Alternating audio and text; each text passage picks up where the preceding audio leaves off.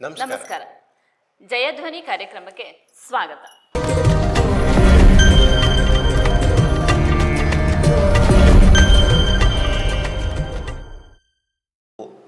ಇದಕ್ಕೆ ಸಿಂಹಾಸನಕ್ಕೆ ಯೋಗ್ಯವಾದಂಥ ಮಗು ನಿನ್ನ ಸೊಸೆಯಿಂದ ನಿನಗೆ ಸಿಗೋದಿಲ್ಲ. ಅವ್ರಿಗೆ ಗೊತ್ತಾಗುತ್ತೆ, ಮಹನೀಯರವರು. ಆಮೇಲೆ ಅವ್ರಿಗೆ ವಿಷಯ ನೋಡ್ಕೊಳ್ಳಿ, ಇಲ್ಲಿ ಏನಪ್ಪ ಏನಾಯಿತು ಅಂತ ಕೇಳ್ತಾರೆ. ಕೇಳಿದಾಗ ಆಕೆ ಹೇಳ್ತಾರಾತ, ನಿನ್ನ ಸೊಸೆ ಗರ್ಭಧಾನದ ಸಮಯದಲ್ಲಿ 2 ಕಣ್ಣುಗಳನ್ನು ಮುಚ್ಕೊಂಡಿದ್ರಿಂದ ನಿನ್ನ ಸೊಸೆಗೆ ಹುಟ್ಟೋ ಮಗು ಕುರುಡಾಗಿರುತ್ತೆ.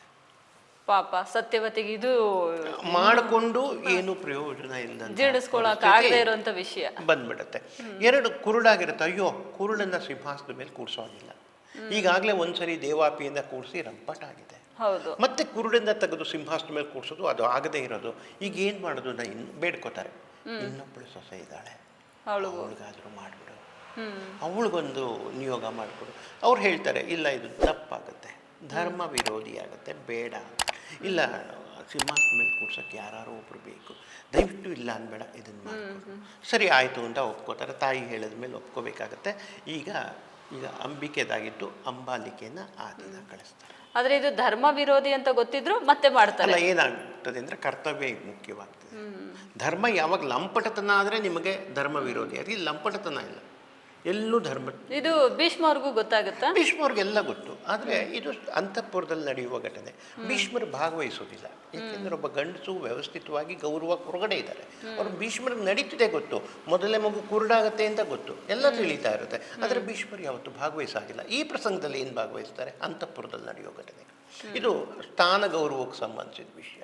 ಸರಿ, ಬರ್ತಾರೆ, 2ನೇ ಅವಳನ್ನು ಕಳಿಸ್ತಾರೆ. ಇಲ್ಲೂ ಅದೇ ಥರ ಆಗುತ್ತೆ.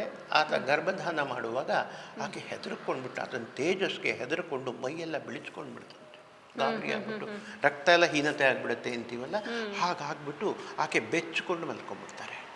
ಬೆಚ್ಚಿ ಮಲಗಿದ ಕಾರಣದಿಂದ ಮೈಯೆಲ್ಲ ಬಿಳಿ ಆಗಿಬಿಡುತ್ತಂತೆ. ಹಾಗಾಗಿ ಗರ್ಭಧಾನದ ಸಮಯದಲ್ಲಿ ಆಕೆ ಹೆದರಿ ಮೈಯೆಲ್ಲ ಬಿಳಿಯಾಗಿದ್ದರಿಂದ ಆ ಮಗು ಪಾಂಡುರೋಗದ ಮಗುವಾಗಿ ಹುಟ್ಟುತ್ತೆ ಅಂತ ಬೆಳಗ್ಗೆ ಬಂದು ವ್ಯಾಸರು ಅಮ್ಮನಿಗೆ ಹೇಳ್ತಾರೆ. ಸತ್ಯವತಿಗೆ ಇದೂ ಸಮಾಧಾನ ಆಗಲ್ಲ. ಅಯ್ಯಯ್ಯೋ, ಪಾಂಡುರೋಗಿನ ಅಂದರೆ ಮೈಯೆಲ್ಲ ಬಿಳಿಯಾಗಿರೋ ರೋಗದೋನ, ಇದು ಸಿಂಹಾಸನಕ್ಕೆ ಅರ್ಹ ಅಲ್ಲ, ಹಾಗಾದರೆ ಇನ್ನೊಂದು ಪ್ರಯತ್ನ ಮಾಡಬೇಕು ಅಪ್ಪ, ಸ್ವಲ್ಪ ದಿವಸ ಕಾಯಿ ಅಂತ ಹೇಳಿಬಿಟ್ಟು ಹೇಳ್ತಾರೆ. ಸರಿ, ಅದರಂತೆ 2 ಮಕ್ಕಳು ಹುಟ್ಟುತ್ತವೆ. 2 ಮಕ್ಕಳು ಹುಟ್ಟಿದ್ರೆ ಮೊದಲನೇವನು ಕುರುಡನಾಗ್ತಾನೆ, 2ನೇವನು ಪಾಂಡುರೋಗಿ ಆಗ್ತಾನೆ. ಇದಾದ ಮೇಲೆ 2 ಸಮಾಧಾನ ಆಗೋದೇ ಇಲ್ಲ ಸತ್ಯವತಿಗೆ. ಹೀಗಾಗಿ ಮತ್ತೆ ಮಗನನ್ನು ಕರೆಸ್ಕೊತಾಳೆ. ಅಪ್ಪ ಬರಲೇಬೇಕು ನೀನು ಅಂತ ಕರೆಸ್ಕೊಂಡು, ಇದೊಂದು ಪ್ರಯತ್ನ ಮಾಡಿಬಿಡು, ನನಗೆ ರಾಜ್ಯ ಆಡಲಿಕ್ಕೆ 2 ಸಿಂಹಾಸನ ಮೇಲೆ ಕೂಡಿಸ್ಲಿಕ್ಕೆ 2 ಮಕ್ಕಳು ಸೂಕ್ತರಲ್ಲ, ಒಂದು ಕುರುಡ, ಒಂದು ಪಾಂಡುರೋಗಿ, ಇದನ್ನು ಹೊರತಾಗಿ ಇನ್ನೊಂದು ಮಗು ಬೇಕು. ನನ್ನ ಸೊಸೆಗೆ ತಿಳುವಳಿಕೆ ಹೇಳ್ತೀನಿ, ನನಗೊಂದು ಒಳ್ಳೆ ಮಗುನ ಕೊಡು ಅಂತ ಹೇಳಿಬಿಟ್ಟು ಅವತ್ತು ಮತ್ತೆ ಸೊಸೆಯನ್ನು ಹೋಗುವ ತಡ ಹಾಕ್ತಾಳೆ. ಸೊಸೆಗೆ ಮೊದಲಿನ ಅನುಭವ ಏನು, ಅಂಬಾಲಿಕೆಗೆ ಮೊದಲಿನ ಅನುಭವ ಇರುತ್ತೆ, ಅದು ತುಂಬ ಬೆಚ್ಚಾಗಿರುತ್ತೆ. ಅವಳು ನೆನೆಸ್ಕೊಂಡು ಬೆಚ್ಕೋತಾ ಇರ್ತಾಳೆ, ವ್ಯಾಸರನ್ನು ನೆನೆಸ್ಕೊಂಡು. ಹಾಗಾಗಿ ಅವಳು ಹೋಗೋಕ್ಕೆ ಹೆದರ್ಕೋತಾಳೆ. 3ನೇ ಬಾರಿ ನಡೀತಾ ಇದೆ ಅರಮನೆಯಲ್ಲಿ, ಈಕೆಗೆ 2ನೇ ಬಾರಿ. ಆದರೆ ಹೋಗೋಕ್ಕೆ ಆಕೆ ಹೆದರುತ್ತಾಳೆ. ಹೋಗೋಕ್ಕೆ ಹೆದರುವಾಗ ಏನು ಮಾಡ್ತಾರೆ, ಬಲವಂತದಲ್ಲೇ ಹೇಳಿಬಿಟ್ಟು ಹೊರಟೋಗ್ತಾಳೆ ಸತ್ಯವತಿ. ಈಕೆ ಹೋಗಲಾರದಕ್ಕೆ ತನ್ನ ಸಖಿಗೆ ತನ್ನದೇ ಅಲಂಕಾರ ಹಾಕಿ ಅವತ್ತು ಕಳಿಸ್ಕೊಡ್ತಾಳೆ. ಕಳಿಸ್ಕೊಟ್ರೆ ಅಲ್ಲಿ ಸಖಿ ಏನು ಮಾಡ್ತಾಳೆ ಅಂದರೆ, ಹೋಗಿ ವ್ಯಾಸರನ್ನು ಸಂತೈಸಿ ತುಂಬು ಹೃದಯದಿಂದ ಪ್ರೀತಿ ಮಾಡಿ ಗರ್ಭಧಾನನ ಮಾಡಿಸ್ಕೋತಾರಂತೆ. ಹಾಗಾಗಿ ಅವ್ರ ಹೊಟ್ಟೆಯಲ್ಲಿ ಹುಟ್ಟೋರು ವಿದುರ. ಅವ್ರು ಹೇಳ್ತಾರೆ ವ್ಯಾಸರು, ಹೊರಗಡೆ ಬಂದು, ಅಮ್ಮ ನಿನ್ನ ಸೊಸೆ ನನಗೆ ಮೋಸ ಮಾಡಿದ್ಲು, ಅಥವಾ ನಿನಗೆ ಮೋಸ ಮಾಡಿದ್ಲು, ಅವಳು ಬರೋದ್ರ ಬದಲಿಗೆ ದಾಸಿನ ಕಳಿಸಿದ್ಲು. ಆದರೆ ದಾಸಿ ಮಾತ್ರ ಉನ್ನತ ಲಕ್ಷಣದ ಕನ್ಯೆ. ಅವಳ ಮನಸ್ಥಿತಿ ಹೇಗೆ ತ್ಯಾಗ ಮತ್ತು ವಿದ್ವತ್ಪೂರ್ಣವಾಗಿ ಪ್ರೀತಿಯಿಂದ ಇತ್ತೋ ಅಂಥದ್ದೇ ಒಂದು ಮಗು ಅವಳಿಗೆ ಹುಟ್ಟುತ್ತೆ. ಆದರೆ ಒಂದು ದಾಸಿ ಪುತ್ರ ಅಂತ ಹೇಳಿಬಿಟ್ಟು ಹೊರಟೋಗ್ತಾರೆ. ಇನ್ನು ಪ್ರಯತ್ನ ಬೇಡ, ಇದು ಭಗವಂತನ ಇಚ್ಛೆ ಇಷ್ಟೇ ಇತ್ತು, ಇನ್ನು ಪ್ರಯತ್ನಗಳು ಬೇಡ ಅಂತ ಹೇಳಿಬಿಟ್ಟು ಹೊರಟೋಗ್ತಾರೆ. ಈಗ ಮನೆಯಲ್ಲಿ 3 ಮಕ್ಕಳಿವೆ. ಒಂದು ಕುರುಡ ಮಗ ಧೃತರಾಷ್ಟ್ರ, 2ನೇ ಮಗ ಪಾಂಡುರಾಜ ಪಾಂಡುರೋಗಿ, 3ನೇವನು ದಾಸಿ ಹೊಟ್ಟೆಲಿ ಹುಟ್ಟಿದವನು ವಿದುರ. 3 ಮಕ್ಕಳು ಒಟ್ಟೊಟ್ಟಿಗೆ ಬೆಳೀತಾ ಇದ್ದಾರೆ. ಆದರೆ ಪಟ್ಟ ಕಟ್ಟುವ ಕಾಲ ಬರುತ್ತೆ. ಪಟ್ಟ ಯಾರಿಗೆ ಕಟ್ಟಬೇಕು? ಕುರುಡಂಗಂತೂ ಸಾಧ್ಯತೆಯೇ ಇಲ್ಲ ರಾಜ್ಯ ಆಳೋದು, ದಾಸಿ ಪುತ್ರನ ಕಟ್ಟೋಕ್ಕೆ ಸಾಧ್ಯವಿಲ್ಲ. ಹಾಗಾದರೆ ಯಾರಿಗೆ ಕಟ್ಟಬೇಕು? ಪಾಂಡುರೋಗಿ ಒಬ್ಬನೇ, ಅವನ್ನ ಪಾಂಡು ಒಬ್ಬಂಗೆ ಕಟ್ಟಬೇಕು. ಹಾಗಾಗ್ಬಿಟ್ಟು ಪಾಂಡುಗೆ ರಾಜ್ಯದ ಪಟ್ಟಾಭಿಷೇಕ ಮಾಡ್ತಾರೆ. ಅಲ್ಲ, ಈಗ ಅರಮನೆಯಲ್ಲಿ ಧೃತರಾಷ್ಟ್ರ ಪಾಂಡು ಇಬ್ರು ರಾಜ್ಕುಮಾರ್. ಹೌದು, ಒಬ್ಬ ಕುರುಡ, ಇನ್ನೊಬ್ಬ ಪಾಂಡುರು. ಆದ್ರೆ ಧೃತರಾಷ್ಟ್ರನಿಗೆ ಪಟ್ಟ ಕಟ್ಟೋಕೆ ಆಗಲ್ಲ. ಹಾಂ, ಧರ್ಮದ ಪ್ರಕಾರ ಕುರುಡನನ್ನು ಸಿಂಹಾಸನ ಮೇಲೆ ಕೂರಿಸುವಂತಿಲ್ಲ. ಹಾಗಾಗಿ ಪಾಂಡುಗೆ ಪಟ್ಟ ಮಧ್ಯಸ್ಥ, ಕಟ್ಟಬಹುದು. ಕೆಟ್ಟಿದ್ರಲ್ಲಿ ಮಧ್ಯಸ್ಥ ಅಂತೀವಲ್ವಾ, ಆ ಥರ. ಅವನಂತೂ ಸಾಧ್ಯನೇ ಇಲ್ಲ. ಇದು ಚರ್ಮ ರೋಗಿ ಆದ್ರಿಂದ ಪರವಾಗಿಲ್ಲ. ಮತ್ತೆ ಪಾಂಡು ತುಂಬ ದೃಢಕಾಯವಾಗಿದ್ದ, ಮತ್ತೆ ಸಿಂಹಾಸನಕ್ಕೆ ಎಷ್ಟು ಬೇಕು ಅಷ್ಟು ಯೋಗ್ಯತೆಯಲ್ಲಿ ಬೆಳೆದ.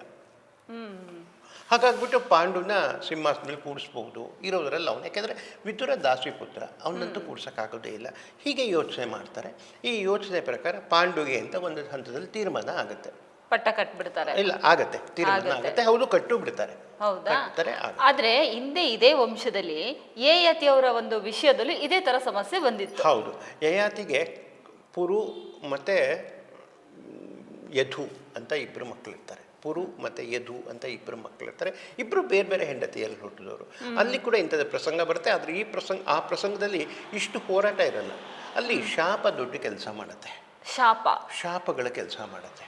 ಅದು ಹೇಗೆ ಅಂದರೆ, ಒಂಚೂರು ಯಯಾತಿ ಕಥೆಯ ಹಿನ್ನೆಲೆಗೆ ನಾವು ಹೋಗಬೇಕಾಗುತ್ತೆ. ಖಂಡಿತ ಹೇಳಿ. ಹಾಂ, ಯಯಾತಿ ಯಾರು ಅಂದರೆ ನಹುಷನ ಮಗ. ಇದೇ ವಂಶದವರು. ನಾನು ಇವಾಗ ಏನು ಪಾಂಡು ಮತ್ತು ಇವ್ರದ್ದೆಲ್ಲ ಹೇಳ್ತಾ ಇದ್ದೀವಿ, ಭೀಷ್ಮ ಇವರೆಲ್ಲ ಇದೇ ವಂಶದಲ್ಲಿ ಹಿರಿಯ ಯಯಾತಿ. ಯಯಾತಿಯ ಅಪ್ಪ ಬಂದು ನಹುಷ. ಯಯಾತಿ ನಹುಷನ ಮಗ. ನಹುಷ ನಿಮಗೆ ಗೊತ್ತಿರ್ಬೋದು, ಇಂದ್ರ ಪದವಿಯನ್ನು ಏರಿ ಕೆಳಗಿಳಿದು ಬಂದವನು. ಜೊತೆಗೆ ಶಾಪ ಹೊತ್ತು ಸರ್ಪವಾಗಿ ಯಾವುದೋ ಬೆಟ್ಟದ ತಪ್ಪಲಲ್ಲಿ ದಿನ ಕಳೀತಾ ಇದ್ದಾನೆ. ಅವನ ಮಗ ಯಯಾತಿ.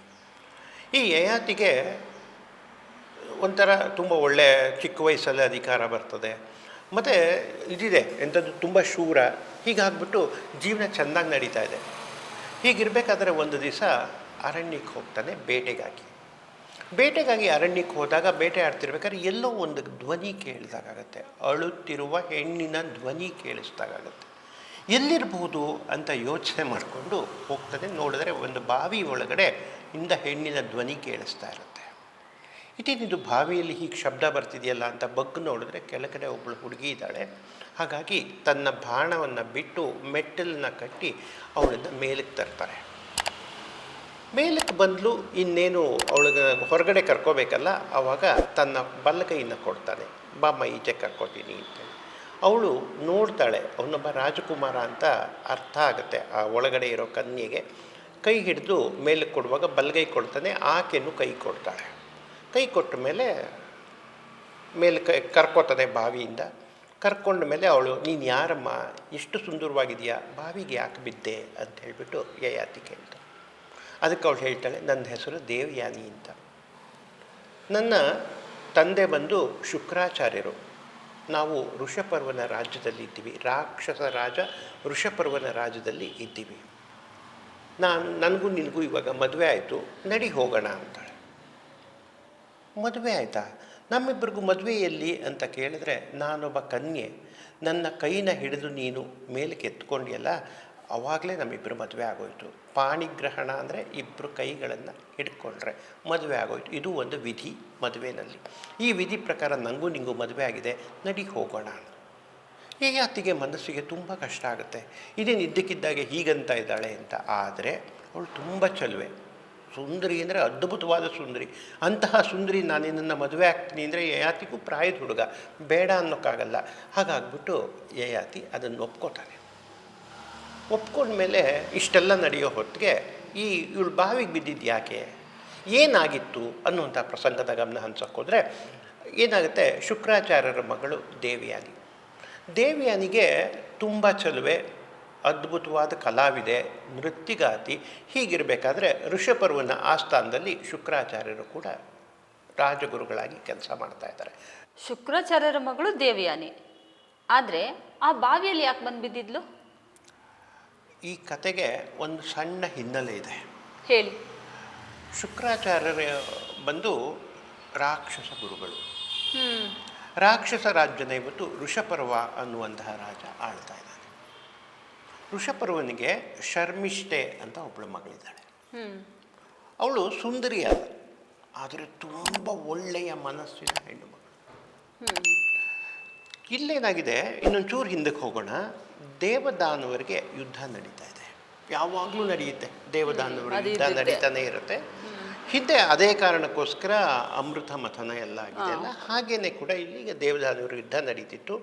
ಯುದ್ಧಕ್ಕೆ ಇವಾಗ ಎರಡೂ ಕಡೆ ಒಪ್ಪಂದ ಆಗ್ಬಿಟ್ಟು ಒಂದು ವಿರಾಮ ಸಿಕ್ಕಿದೆ. ರಾಕ್ಷಸರು ಮತ್ತು ದೇವತೆಗಳು ಯುದ್ಧ ಮಾಡುವಾಗ ಒಂದು ಯುದ್ಧ ವಿರಾಮ ಸಿಕ್ಕಿದೆ.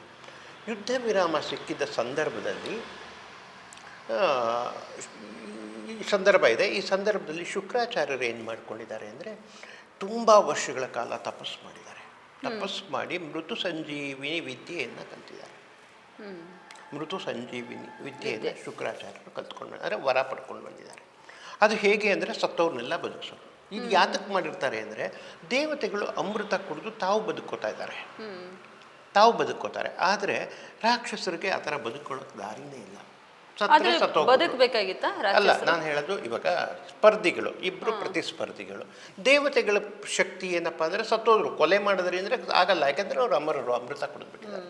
ಆಮೇಲೆ ಅಮೃತ ಕಡಿಯುವಾಗ ಇವರನ್ನ ಬಳಸ್ಕೊಂಡು ರಾಕ್ಷಸರನ್ನ ಅವ್ರಿಗೆ ಅಮೃತ ಕೊಡದೆ ದೇವತೆಗಳ ಮೋಸ ಮಾಡಿದ್ದಾರೆ. ದೇವತೆಗಳಲ್ಲೂ ದೇವತೆಗಳ ಮೋಸ ಮಾಡಿದ್ರು. ಕರೆದು ಅಮೃತ ಮಥನ ಕಾಲದಲ್ಲಿ ಅಮೃತ ಕಡಿಯುವಾಗ ಬಾಯಲ್ಲಿ ನಿಮ್ಗೆ ಅರ್ಧ ಕೊಡ್ತೀನಿ, ನಮ್ಗೆ ಅರ್ಧ ಅಂತ ಹೇಳಿ ಆಮೇಲೆ ವಿಷ್ಣು ಮೋಹಿನಿಯಾಗಿ ಬಂದು ಇವ್ರಿಗೆ ಅಮೃತ, ಅವ್ರಿಗೆ ಹಾಲನ್ನ ಬಡಿಸಿ ಮೋಸ ಮಾಡಿರ್ತಾಳೆ.